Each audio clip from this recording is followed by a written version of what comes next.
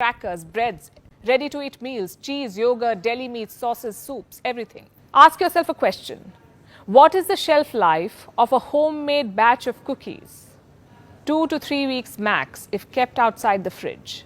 Then how is it that your biscuit packet stays intact for months, even years? Because it comes with chemicals. Chemicals that extend their shelf life but reduce yours. Same with these heat and eat meals.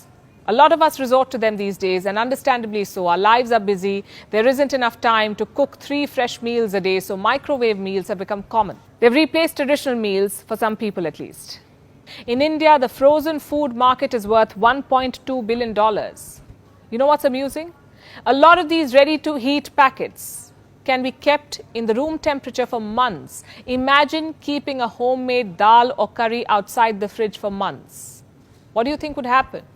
Now imagine the amount of preservatives that go into making these packaged meals. Same with packaged bread, packaged cakes, and everything else that is industrially packed. Salt too is a preservative. Most of the packed items, including chips, noodles and fries, are loaded with salt. It extends their shelf life, it enhances their taste, but at what cost? Salt has sodium, and consuming too much sodium increases your blood pressure, the risk of stomach cancer, heart diseases and premature death. I'm guessing for a lot of you, deli meats, cheese and bread have replaced your traditional breakfast. But is the habit sustainable? Should you continue eating packaged food even after knowing its downside? Is it worth risking your health? So what do? Cook 3 meals a day while also juggling work and life?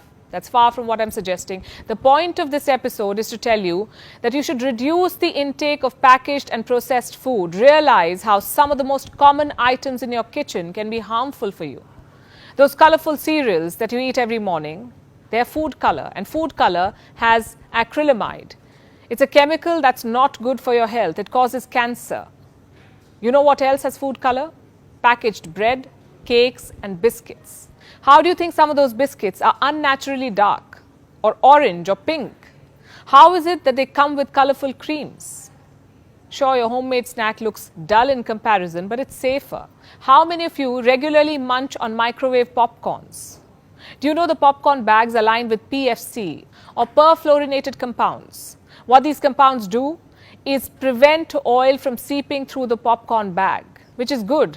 But when heated, these compounds break down into chemicals, and these chemicals may cause cancer.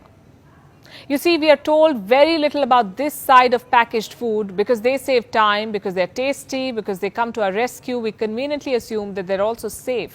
A samosa, we say, may be a better snack, followed by a workout, of course, than munching on microwave popcorns without any idea what's going into your body.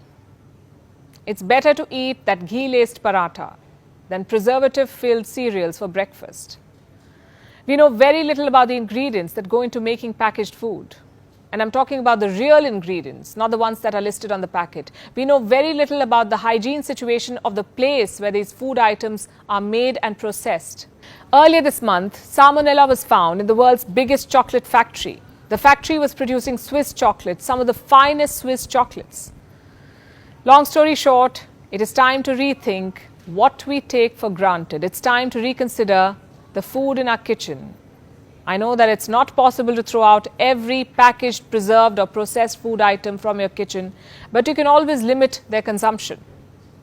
So if you're looking to stay healthy, if you're looking to stay fit, if your goal is to take care of your body, then do what people in blue zones do. Maximize the intake of homemade food.